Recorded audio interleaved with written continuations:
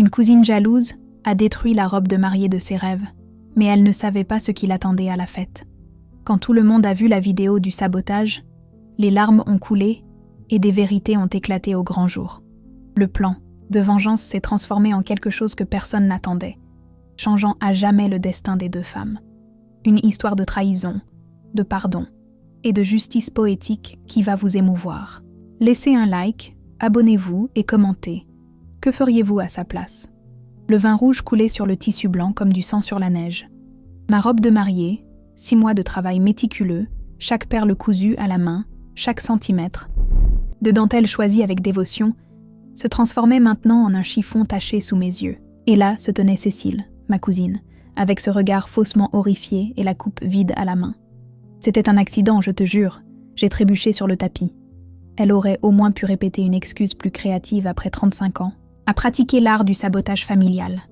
Je n'ai pas versé une larme. Pas là, pas devant elle, pas à ce moment-là. À ce stade de ma vie, j'avais appris que pleurer devant les prédateurs ne fait que les exciter.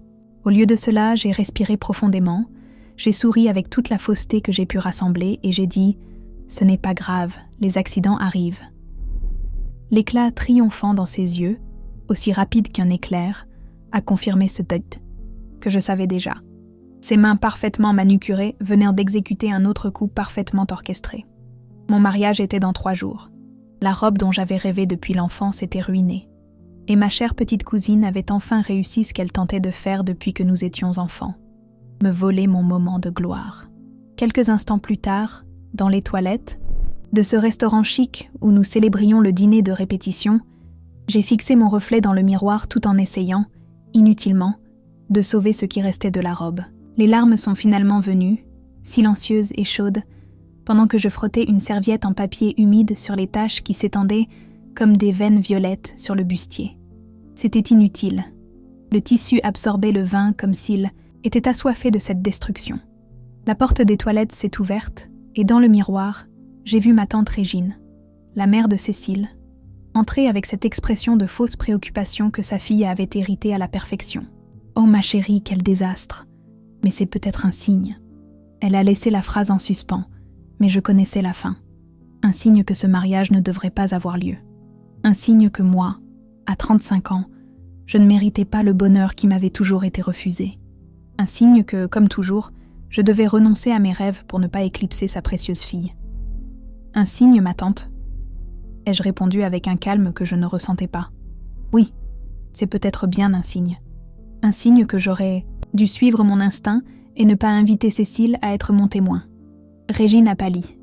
Dans notre famille, les apparences comptent plus que tout. Suggérer que sa fille ne figurerait pas sur les photos officielles du mariage était un coup porté à son statut soigneusement construit parmi nos proches.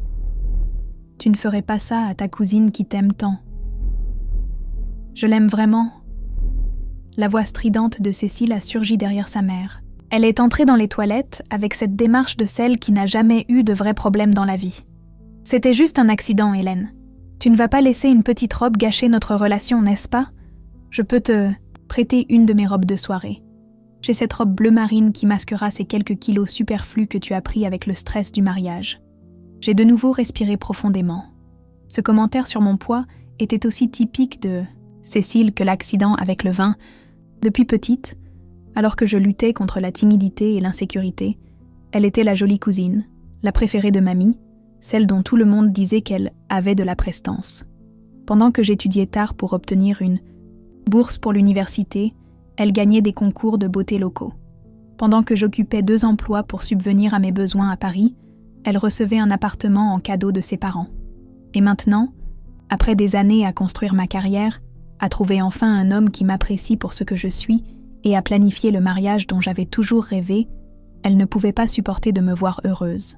La robe ruinée n'était que le dernier acte d'une longue histoire de sabotage subtil. « Merci pour l'offre, Cécile », ai-je répondu avec un sourire aussi artificiel que ses ongles. « Mais je pense que j'aurais besoin de quelque chose de plus. Approprié pour une mariée. » Je me suis retournée vers le miroir, signalant que la conversation était terminée. « Maintenant, si ça ne vous dérange pas, j'ai besoin d'un moment seul. » Quand la porte s'est refermée derrière elle, j'ai laissé échapper quelques larmes de plus. Ce n'étaient pas seulement des larmes pour la robe, C'était pour toutes les fois où j'avais ravalé ma douleur pour préserver la paix familiale, pour toutes les fêtes d'anniversaire éclipsées, pour tous les moments volés, pour toutes les petites cruautés déguisées en plaisanterie, pour toutes les fois où j'avais entendu ma grand-mère dire « Sois comme ta cousine Cécile », comme si mon existence était une version inférieure, une copie ratée de l'original parfait. Je me suis souvenu du jour où j'ai annoncé mes fiançailles lors du déjeuner dominical chez mamie.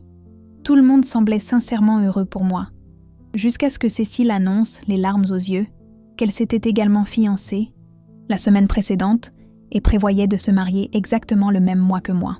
Nous avons toujours rêvé d'être mariés ensemble. Tu te souviens, Hélène ?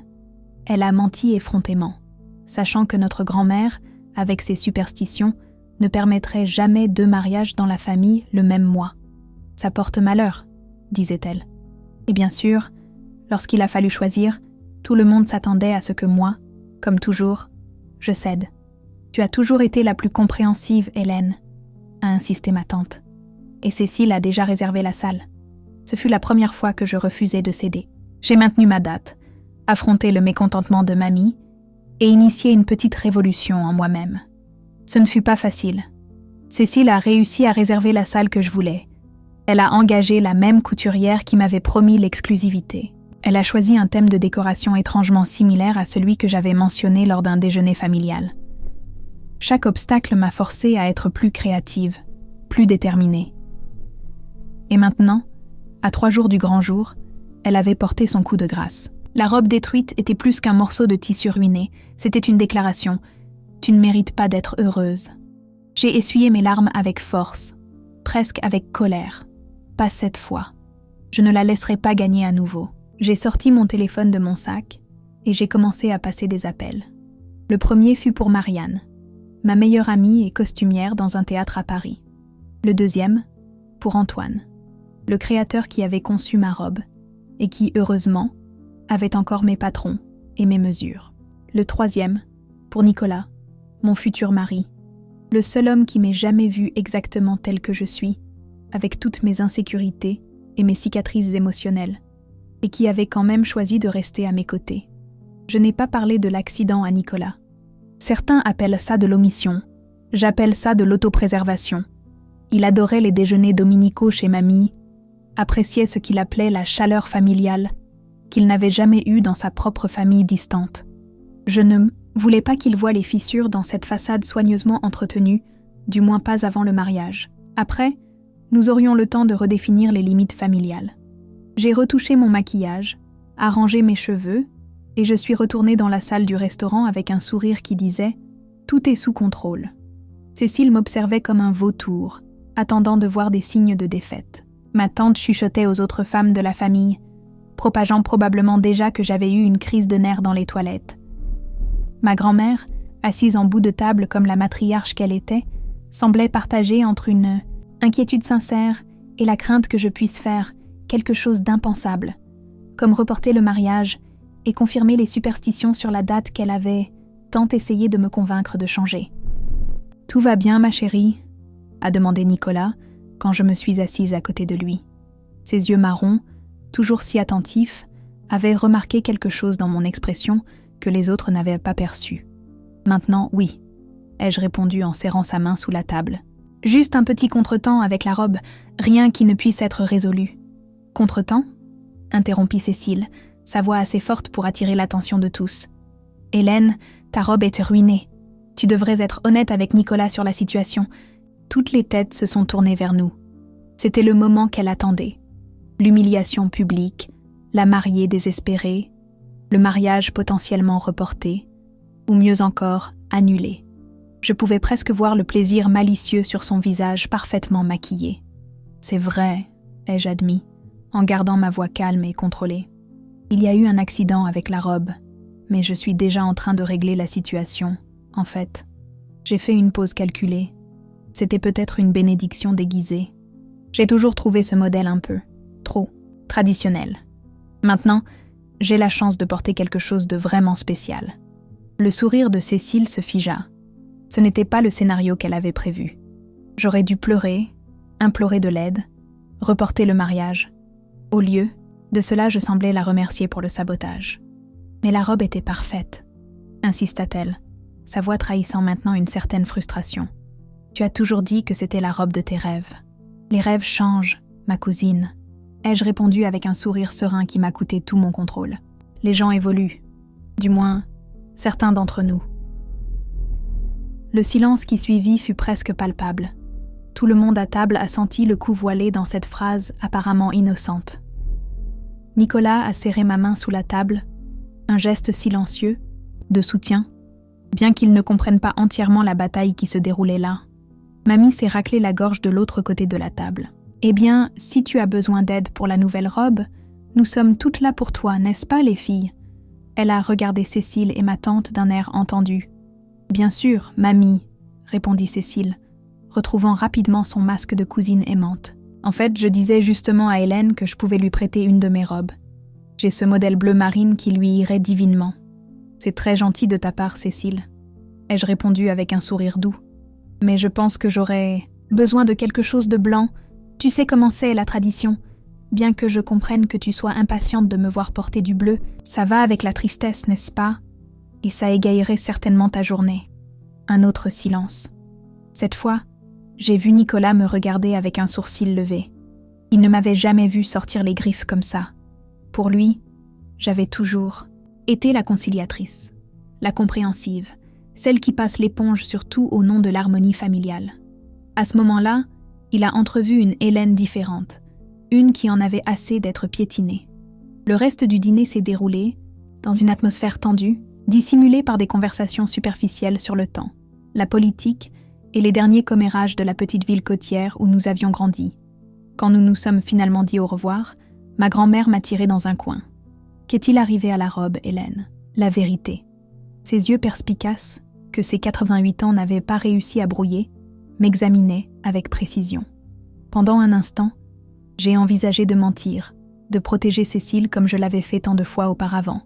Cécile a renversé du vin rouge dessus, exprès. Mamie a soupiré profondément.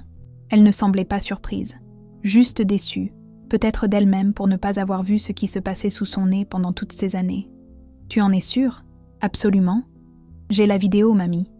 Je lui ai montré le message que j'avais reçu de Louise, une des invitées, qui avait capturé le moment exact où Cécile, pensant que personne ne regardait, avait délibérément incliné sa coupe sur la robe que j'avais laissée soigneusement suspendue au dossier de la chaise pendant que j'allais aux toilettes. Mamie a regardé en silence, ses lèvres pincées en une ligne fine. Quand la vidéo s'est terminée, elle a simplement dit « Je comprends. Vous l'avez toujours préféré », ai-je continué, libérant des mots qui étaient restés coincés dans ma gorge pendant des décennies. C'était toujours « Regarde comme Cécile est gracieuse. Regarde comme Cécile est sociable. » Tandis que toi, tu travaillais en silence, construisant ta vie brique par brique, sans faire de bruit. A-t-elle complété, me surprenant. Tu crois que je n'ai pas remarqué ? Tu crois que je ne suis pas fière de la femme que tu es devenue ? Cécile a toujours été fragile. Elle avait besoin de plus d'attention, de plus d'éloges. Tu semblais si forte, si indépendante. Peut-être avons-nous fait l'erreur de penser que tu n'avais pas besoin de notre soutien. Ces paroles, bien que touchantes, arrivaient avec des décennies de retard. Combien de nuits avais-je pleuré seule, dans ma chambre, désirant être remarquée, être valorisée pour ce que j'étais, ne pas être constamment comparée à ma cousine, parfaite. « Que vas-tu faire maintenant ?» a demandé mamie. À propos de la robe ou de Cécile ? Les deux, je suppose. J'ai réfléchi un instant. L'ancienne Hélène aurait ravalé sa colère, trouvé une nouvelle robe sans faire de bruit et maintenu les apparences pendant le mariage. Peut-être aurait-elle même invité Cécile à être témoin, comme prévu initialement, pour ne pas faire de vagues dans la famille. Mais cette Hélène-là était morte avec la robe tachée de vin. La robe, je vais m'en occuper. Je suis déjà en train d'en faire une nouvelle, mieux que la précédente. Quant à Cécile, j'ai fait une pause. Elle ne sera plus mon témoin. En fait, je me demande même si elle devrait être présente au mariage. Mamie a acquiescé lentement. À ma grande surprise, elle n'a pas essayé de me dissuader. Tu sais ce qu'on dit des invitations de mariage ? Ce ne sont pas des documents légaux. Elles peuvent être révoquées à tout moment. Elle a souri avec une malice qu'elle n'avait jamais montrée auparavant. Il est peut-être temps que Cécile comprenne que les actes ont des conséquences. Je suis rentrée chez moi ce soir-là, avec une sensation étrange dans la poitrine. Quelque chose entre la libération et la peur. Le chemin que j'empruntais m'était inconnu. J'avais toujours été la pacificatrice, celle qui passe l'éponge, celle qui pardonne. Ce nouveau territoire, consistant à établir des limites claires et à défendre mon espace, était à la fois terrifiant et revigorant. Nicolas a remarqué mon agitation dans la voiture. « Il y a quelque chose que tu ne me dis pas à propos de la robe, n'est-ce pas ?» J'ai envisagé de mentir à nouveau. Ce serait plus facile. Plus, Hélène. Mais si nous étions sur le point de commencer une vie ensemble, il était peut-être temps de lui montrer toutes mes facettes, y compris celles que je venais de découvrir. Cécile a détruit ma robe exprès, ai-je avoué. J'ai même une vidéo qui le prouve. Il a gardé les yeux sur la route, mais j'ai vu ses mains serrer le volant. Pourquoi ? Pourquoi ferait-elle ça ? Parce qu'elle l'a toujours fait, ai-je répondu simplement. Depuis que nous sommes enfants, tout ce qui m'arrivait de bien, elle devait le gâcher. Chaque réussite, elle devait l'éclipser. Sauf que cette fois, j'ai des preuves. Et cette fois, je ne vais pas faire semblant que tout va bien. Nicolas est resté silencieux quelques instants. Qu'est-ce que tu vas faire ? D'abord, trouver une nouvelle robe. J'ai déjà activé quelques contacts. Ensuite, je vais faire quelque chose que j'aurais dû faire depuis longtemps, remettre Cécile à sa place. Il m'a regardé rapidement avant de reporter son attention sur la route. Je ne savais pas que tu avais ce côté-là, Hélène. Moi non plus, ai-je avoué. Je crois que la robe n'est pas la seule chose que Cécile a ruinée ce soir. Elle a aussi détruit l'image de la gentille cousine qui a toujours tout supporté en silence. Il a souri. J'aime cette nouvelle Hélène. Vraiment ? Tu ne trouves pas que je suis trop vengeresse ? Je trouve que tu te défends enfin. Et en tant que ton futur mari, c'est mon travail de te soutenir. Alors, quel est le plan ? Les 2 jours suivants, j'ai travaillé avec une détermination que je n'avais jamais ressentie auparavant. Antoine, le créateur, a mobilisé son équipe pour créer une nouvelle robe en un temps record. Quelque chose d'encore plus éblouissant que l'original. Marianne a apporté des accessoires des collections du théâtre, y compris un voile ancien avec de délicates broderies en fil d'argent qui s'accordaient parfaitement avec le nouveau modèle. Nicolas a utilisé ses contacts pour s'assurer que le salon de coiffure nous accueille plus tôt le jour du mariage, nous donnant du temps supplémentaire pour les ajustements de dernière minute. Quant à Cécile, j'ai gardé le silence. Je n'ai pas répondu à ses messages demandant si j'avais besoin d'aide avec la robe. Je n'ai pas réagi quand ma tante a appelé, insinuant qu'il valait peut-être mieux reporter le mariage, jusqu'à ce que tout se calme. Je n'ai pas donné d'explication quand mamie m'a informé que Cécile était très blessée, que je n'ai pas répondu à ses offres d'aide. Au lieu de cela, je me suis concentrée sur chaque détail de mon grand jour. J'ai revu la liste des invités, fait de petits ajustements au menu de la réception et, plus important encore, préparé une surprise spéciale pour ma chère cousine. Le matin du mariage, je me suis réveillée avec une tranquillité qui contrastait fortement avec la tempête émotionnelle des jours précédents. Les tentatives de sabotage de Cécile, au lieu de me vaincre, avaient réveillé quelque chose, d'endormi en moi, une force que je ne me savais même pas posséder. Mon équipe de préparation est arrivée tôt. Coiffeuse, maquilleuse, Marianne avec la nouvelle robe et 2 amis de l'université qui seraient mes témoins. Absentes notables, Cécile et ma tante, qui auraient dû coordonner les derniers détails selon le plan initial. Cécile a appelé, m'a informé Marianne en ajustant la robe. Elle voulait savoir où nous nous préparions. Je ne lui ai pas dit, comme tu l'as demandé. Parfait, ai-je répondu. Je ne doutais pas que Cécile tenterait un dernier acte de sabotage si elle en avait l'occasion. La nouvelle robe était à couper le souffle. Une coupe sirène avec de la dentelle française et de petits cristaux qui captèrent la lumière à chaque mouvement. Plus élégante et sophistiquée que l'original, elle semblait avoir été faite pour moi depuis le début. Quand je me suis enfin regardée, dans le miroir, complètement prête, j'ai presque remercié mentalement Cécile. Sans sa méchanceté, je n'aurais jamais découvert cette robe, ni cette version de moi-même. « Tu es éblouissante », a dit mamie quand elle est arrivée pour me chercher. Ses yeux étaient embués de larmes. « Je n'ai jamais vu de mariée plus belle. » « Même pas Cécile à son mariage ?» ai-je taquiné doucement. Mamie a souri. « Cécile ne s'est jamais mariée, ma chérie. Ses fiançailles mystérieuses se sont terminées aussi vite qu'elles avaient recommencé. Je pense même qu'elles n'ont. jamais existé pour être honnête. Cette information n'aurait pas dû me surprendre, mais elle m'a surprise. Tant de plans de mariage modifiés, tant de luttes pour les lieux et les prestataires, et tout cela pour rivaliser avec un mariage qui n'aurait jamais lieu. L'obsession de Cécile pour moi était encore plus profonde que je ne l'imaginais. Nous sommes arrivés à la petite chapelle en bord de mer exactement à l'heure. Le ciel était d'un bleu parfait, les vagues se brisaient doucement contre les rochers et une légère brise apportait le parfum des fleurs qui décorèrent le chemin jusqu'à l'autel. Tout était exactement comme je l'avais rêvé. Au fond de la chapelle, alors que j'attendais le moment d'entrer, j'ai vu Cécile pour la première fois de la journée. Elle portait une robe rose pâle, presque blanche bien sûr, et semblait sincèrement choquée de me voir. « Hélène, tu as réussi à avoir une nouvelle robe. » Sa déception était presque palpable.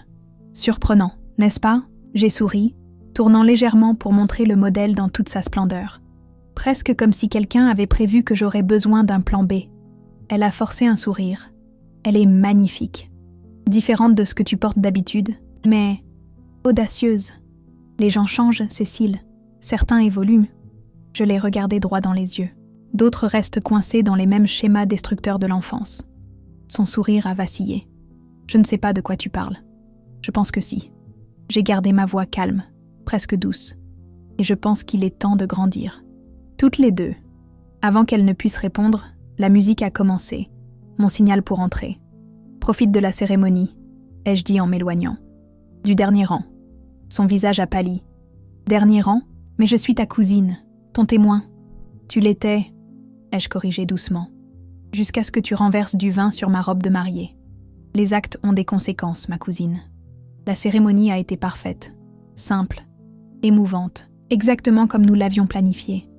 Nicolas attendait à l'autel avec ce regard d'admiration qui faisait battre mon cœur plus vite même après 3 ans ensemble. Nos vœux, écrits par nous-mêmes, ont arraché des larmes à presque tous les présents. Le moment où nous avons été déclarés mari et femme, sous le ciel bleu azur de cet après-midi parfait, a été la réalisation d'un rêve que je portais en moi depuis toujours. Pendant la réception, je me suis tenue à distance de Cécile. Non par peur ou ressentiment, mais parce qu'il y avait des choses plus importantes à célébrer. C'était mon jour, le mien et celui de Nicolas, et chaque minute était trop précieuse pour être gaspillée avec d'anciennes rancœurs. C'est vers la fin de la fête, pendant l'heure des hommages, que j'ai mis en œuvre la dernière partie de mon plan. Le DJ a annoncé « Et maintenant, une surprise spéciale de la mariée pour tous les présents. » Les lumières ont baissé et un grand écran s'est allumé. Une vidéo a commencé à défiler. Un montage de moments de ma vie. Enfance, adolescence, université, premier jour avec Nicolas.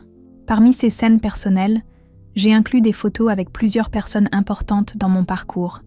Famille, amis, mentors.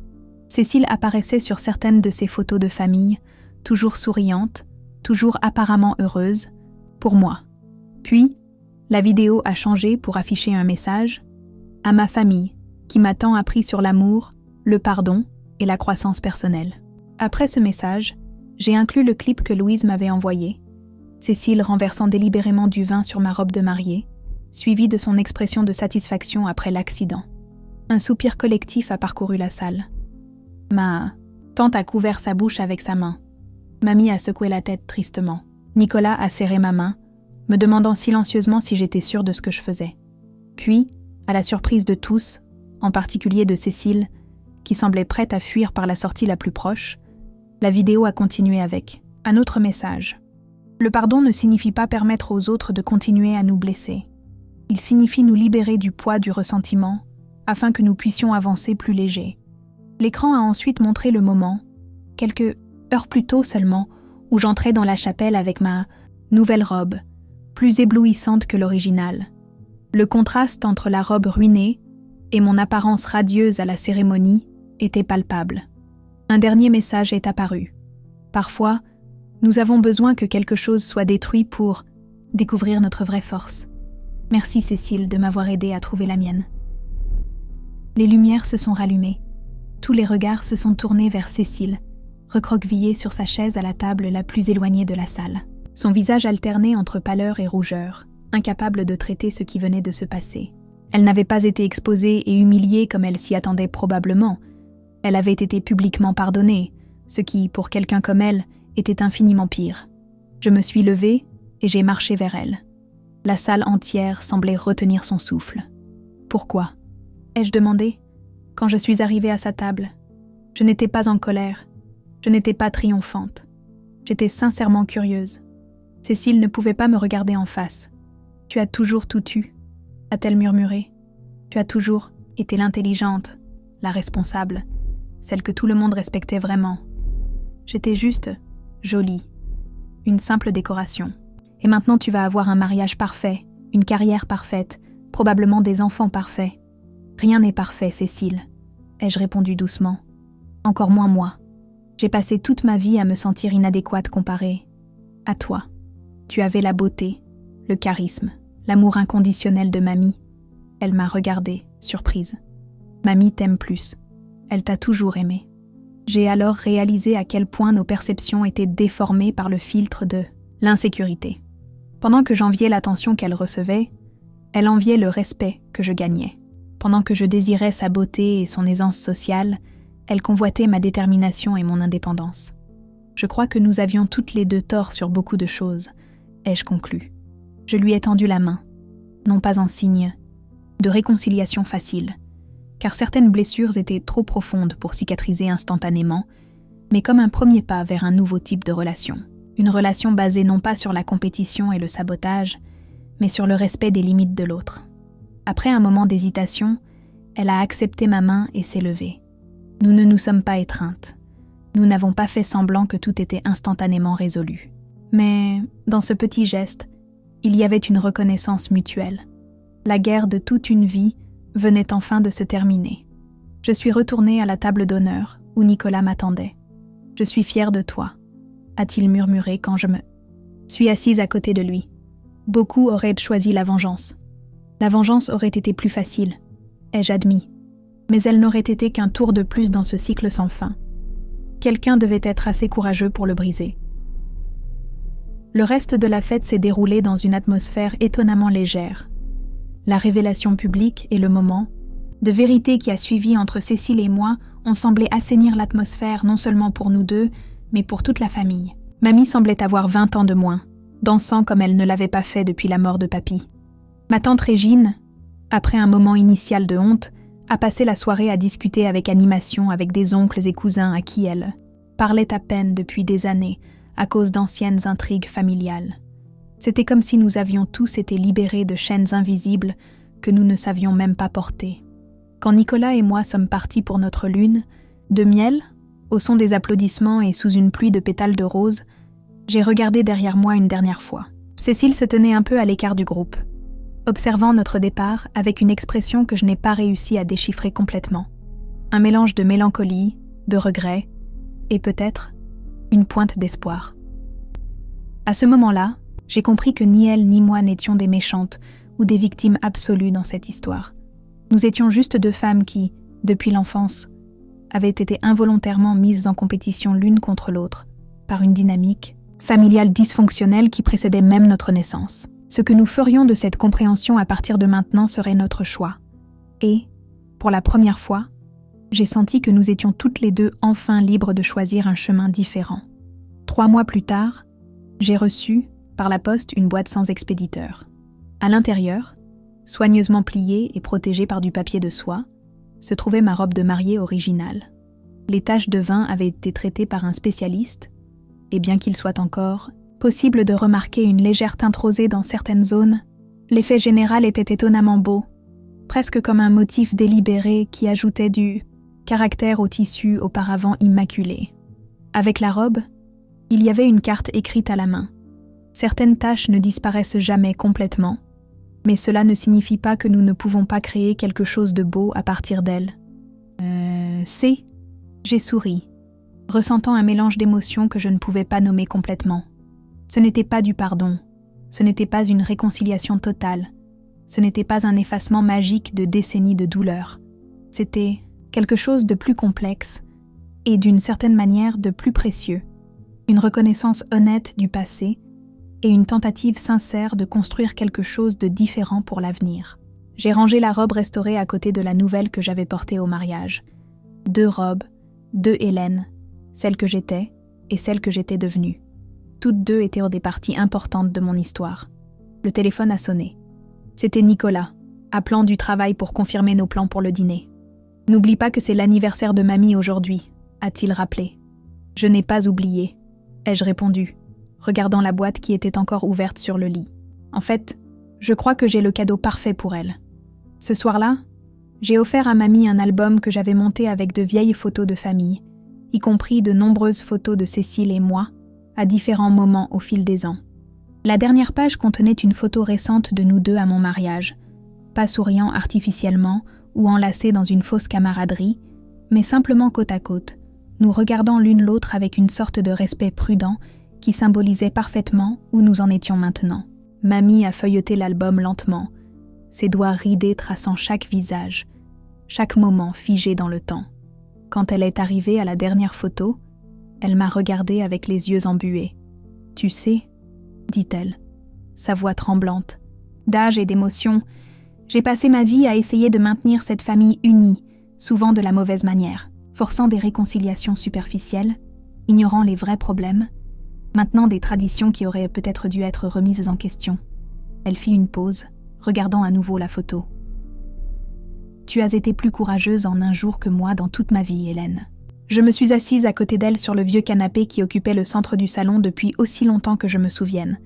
Le même canapé où, enfant, j'avais entendu d'innombrables histoires sur nos ancêtres, où j'avais appris à valoriser par-dessus tous les liens familiaux, même quand ceux-ci semblaient étouffants. « Ce n'était pas du courage, mamie, » ai-je répondu en prenant sa main ridée entre les miennes. « C'était de la survie. Il y a un moment où continuer comme avant n'est tout simplement plus une option. » Elle a acquiescé, comprenant parfaitement. « Ta mère serait fière de la femme que tu es devenue. » La mention de ma mère, décédée quand j'avais seulement 12 ans, m'a touchée d'une manière que je n'attendais pas. C'est après sa mort que la dynamique avec Cécile s'est considérablement détériorée. Comme si, sans ma mère pour me défendre, j'étais devenue une cible plus facile, plus vulnérable. « Elle serait fière de toi aussi, mamie, » ai-je répondu, sentant que c'était vrai. Pour être là, pour continuer à être la force qui nous maintient tous connectés, même quand c'est difficile. Ce soir-là, alors que nous rentrions chez nous, Nicolas conduisait en silence, respectant mon état contemplatif. Finalement, il a demandé « Tu penses à ta mère ?» « Oui », ai-je admis. Et à comment les choses auraient pu être différentes si elle avait été là. Et aussi à comment, peut-être, j'ai eu besoin de traverser tout ça pour devenir qui je suis aujourd'hui. Il a pris ma main, gardant les yeux sur la route. « Tu sais ce que j'admire le plus chez toi ? Ta capacité à transformer la douleur en croissance. Beaucoup restent coincés dans la souffrance. Mais toi, tu l'utilises comme carburant. » J'ai regardé par la fenêtre, observant les lumières de la ville défiler rapidement, taches de couleur dans l'obscurité. Je n'avais pas vraiment le choix. Soit je grandissais à travers la douleur, soit j'étais consumée par elle. On a toujours le choix, répondit-il doucement. Et le tien me fait aimer encore plus. J'ai souri, ressentant une vague de gratitude, d'avoir cet homme à mes côtés, quelqu'un qui voyait ma force, même quand j'en doutais moi-même, quelqu'un qui comprenait que mes cicatrices faisaient une partie intégrante de qui je suis et non des imperfections à cacher. Quand nous sommes arrivés à la maison, nous avons trouvé une autre surprise dans la boîte aux lettres, une invitation. Cécile organisait un dîner chez elle à la fin du mois et souhaitait que nous venions, Nicolas et moi. Au dos de l'invitation, elle avait écrit à la main « Ce n'est pas un piège, promis, juste une tentative de nouveau départ. » J'ai montré l'invitation à Nicolas, qui a haussé les sourcils de surprise. « Tu vas accepter ?» J'ai réfléchi un instant, pesant toutes les années de rancœur contre la possibilité, même mince, d'une relation différente avec ma cousine. « Oui ?» ai-je finalement décidé. Pas pour elle, ni même pour moi, mais pour ce que nous représentons ensemble. La possibilité de briser des schémas destructeurs qui traversent les générations. « Tu es sûr ?» Il semblait inquiet. « Je ne veux pas te voir à nouveau blessé. » J'ai souri, ressentant une certitude qui était nouvelle pour moi. Je ne serai pas blessée. Non pas parce que j'ai confiance en elle, mais parce que maintenant j'ai confiance en moi. Je sais qui je suis. Je sais ce que je mérite. Et je sais poser des limites quand c'est nécessaire. Cette nuit-là, j'ai rêvé de ma mère. Nous étions assises au bord de la mer, sur la même plage où Nicolas et moi avions échangé nos vœux. Elle ne disait rien, souriait simplement avec ce sourire que j'avais gardé en mémoire comme un trésor précieux. Dans le rêve, je ne parlais pas non plus, mais je ressentais une paix que j'expérimentais rarement quand je pensais à elle. Je me suis réveillée le visage humide de larmes, mais ce n'étaient pas des larmes de tristesse, c'étaient des larmes de reconnaissance, d'acceptation, d'une sorte de compréhension qui dépasse les mots. Ma mère était partie trop tôt, me laissant vulnérable dans un environnement familial compliqué. Mais peut-être, d'une certaine manière, cette vulnérabilité m'avait-elle forcé à développer une force intérieure qui, autrement, aurait pu rester endormie. Les taches de vin sur ma robe de mariée originale, tout comme les cicatrices émotionnelles de mon enfance et de ma jeunesse, ne disparaîtraient jamais complètement. Mais comme Cécile l'avait écrit sur la carte, cela ne signifiait pas que nous ne pouvions pas créer quelque chose de beau à partir d'elle, quelque chose de nouveau, quelque chose d'inattendu, quelque chose de véritablement nôtre. Le chemin à parcourir serait encore compliqué. Il y aurait des moments de rechute, des moments de doute, des moments où de vieux schémas tenteraient de se réaffirmer. Mais pour la première fois, je sentais que j'étais vraiment préparée pour ce voyage. Non pas comme la fille peu sûre d'elle que j'étais, ni comme la mariée vengeresse que j'avais failli devenir, mais comme la femme qui avait enfin trouvé sa propre voie, établi ses propres limites et choisi consciemment son propre chemin. Et peut-être, juste peut-être, Cécile était-elle engagée dans un voyage similaire. Le temps le dirait. En attendant, je continuerai à vivre ma vie, non pas en réaction à elle ou à l'ombre de nos dynamiques passées, mais selon mes propres termes, mes propres rêves, ma propre vérité, durement acquise. La robe tachée, maintenant transformée, en quelque chose de nouveau et d'étonnamment beau, serait un rappel constant. Parfois, ce sont nos blessures les plus profondes qui, lorsqu'elles sont enfin affrontées avec honnêteté et courage, nous ouvrent à nos plus grands moments de croissance et de transformation.